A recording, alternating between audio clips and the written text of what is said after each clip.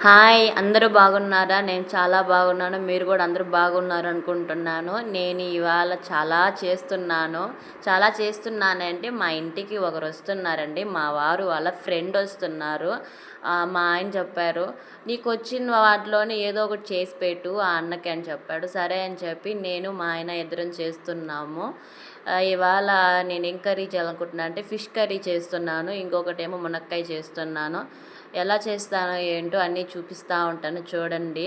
బయట ఎండ మాత్రం భలే భలే కాస్తుంది. అసలు బయటికి వెళ్ళేదానికే లేదండి. బయట ఇప్పుడు అంటే నార్మల్‌గా ఇంట్లో ఉండే వాళ్ళకంటే పెద్దగా ఐడియా ఉండదు. బయటికెళ్ళి వర్క్ చేసుకునే వాళ్ళకి అర్థమవుతది ఎండ ఎలా ఉందో. నేను ఇందాక వెజిటేబుల్ కోసం బయటికి వెళ్తే బయట ఫుల్లు ఎండ అసలకి. ఎండకి పడిపోయేలాగున్నారు. కొంతమంది రేషన్ బియ్యం కోసం చాలామంది లైన్‌లో నిలబడున్నారు. ఈడ నుంచి ఆడ వరకుంది లైను. కానీ ఎక్కడ కూడా చెట్టు అనే మాటే లేదు. మొత్తం అందరూ ప్రతి ఒక్కరు ఎండలోనే ఉన్నారు. అయ్యో పాపం అనిపించింది.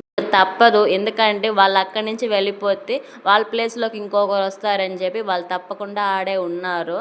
నేను ఎందుకులే వీడియో తీయడం అని నేనేం తీయలేదు. జస్ట్ చూస్తా వచ్చాను. ఇంకో దిక్కడైతే ఒక పిల్లోడు మామిడికాయ కోసుకుంటా ఒక పెద్ద బండరాయి ఇసిరైపోయాడు. అది ఎట్టో కొంచెం అటు ఇటు పోయి మా మీద పడేది పక్కన పడింది. ఫైనల్‌గా మేము ఇంటికొచ్చాము.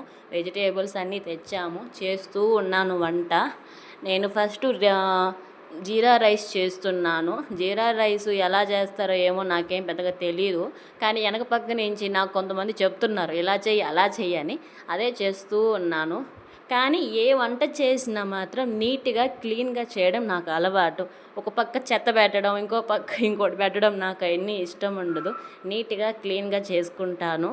తర్వాత అంటే మనం చేస్తున్నప్పుడే కొంచెము నీట్‌గా చేసుకుంటూ ఉంటే బాగుంటుంది. అలా కాకుండా ఏదో చేస్తున్నాంలే అనుకుంటే తర్వాత చెత్తంతా ఆడే ఉంటుంది. మనం చేసుకున్న వంట ఒక పక్క ఉంటుంది. దాన్ని చూసి అందుకే నేను ఎప్పుడెప్పుడు అంటే ఇప్పుడు ఏమన్నా వెజిటేబుల్ కానీ ఏమన్నా కట్ చేశానంటే ఆ చెత్తని ముందు బయట వేసేసి నీట్‌గా క్లీన్ చేసేసి ఆడ వరకు తర్వాత వంట స్టార్ట్ చేస్తాను. లేకపోతే నేను అలా చేయలేను. అన్నం కూడా అంతే సేమ్. ఫస్టు బియ్యం నానబెట్టుకుంటాం కదా, ముందు అవి వాటర్ పోసేసి నీట్‌గా క్లీన్ చేసుకుని బౌల్ కూడా బౌల్ ఇచ్చేస్తాను. లేకపోతే మళ్ళీ ఆ బౌల్ ఆడ పెట్టడం, ఈగలు మల్లడం, వాటర్ పడడం అదన్నీ నచ్చదు. ఎందుకంటే అది మళ్ళీ అదొక ప్రత్యేకమైన ఇంకొక వర్కు. ఎప్పుడు పని అప్పుడు చేసేసుకుంటే హ్యాపీగా మనకు కూడా చూస్తానే అబ్బా పెద్దగా ఏం అనిపించలేదులే, బాగానే ఉందిలే అనిపిస్తుంది. నీట్‌గా క్లీన్‌గా అనిపిస్తుంది. మునక్కాయలు అనుకుంటే బయట ఆన్లైన్లో చూస్తే ఏమో ఒక్కో మునక్కాయ 7 రూపీస్ ఉంది. ఆ విధంగా 2 మునక్కాయలు వచ్చి 14 రూపీస్ ఉంది.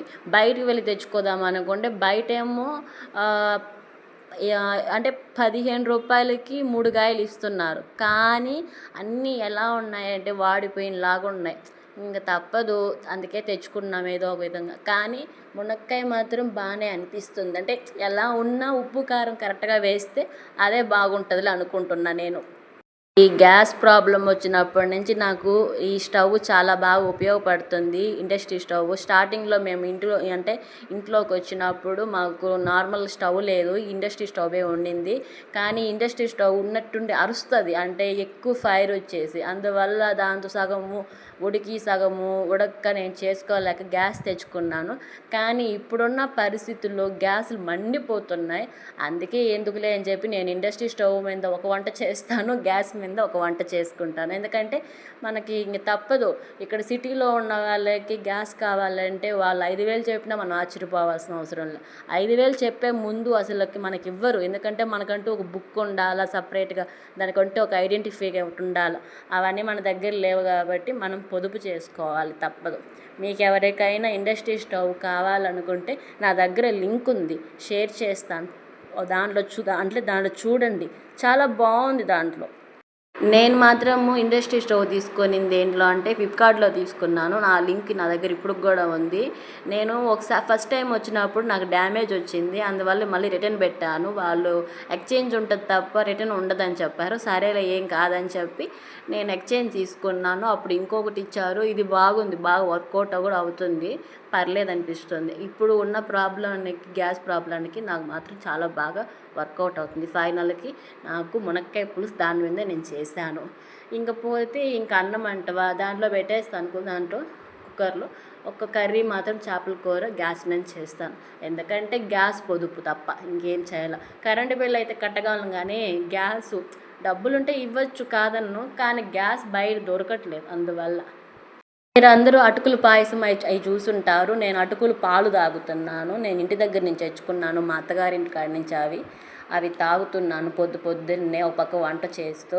నేను ఇది కరివేపాకు మా ఆయన తెచ్చారు. ఇది ఎంతంటే ₹10 ఎంత ఫ్రెష్‌గా ఉందో చూడండి. అదే మా ఇంటి దగ్గర అయితే ఎవరిని అడగాల్సిన అవసరం లేదు. ఎందుకంటే మా ఇంట్లోనే ఉంది. మేమే ఇస్తాం అందరికి. కానీ తప్పదు బయట సిటీలో ఉన్నప్పుడు తెచ్చుకోవాల్సిందే అన్నీ. ఫైనల్‌కి కంప్లీట్ చేసేసాను కుకింగు. అంతా బయట పెట్టేసున్నాను. డిన్నర్‌కి రెడీగా ఉన్నారు అందరూ. నేను వెళ్ళి తినాలి. ఇదే ఫైనల్ లుక్కు. వంట అయిపోయిన తర్వాత నీట్‌గా క్లీన్ కూడా చేసేసాను. ఇదే నా వంట. మీ అందరికి నచ్చితే షేర్ చేయండి, లైక్ చేయండి. Bye bye.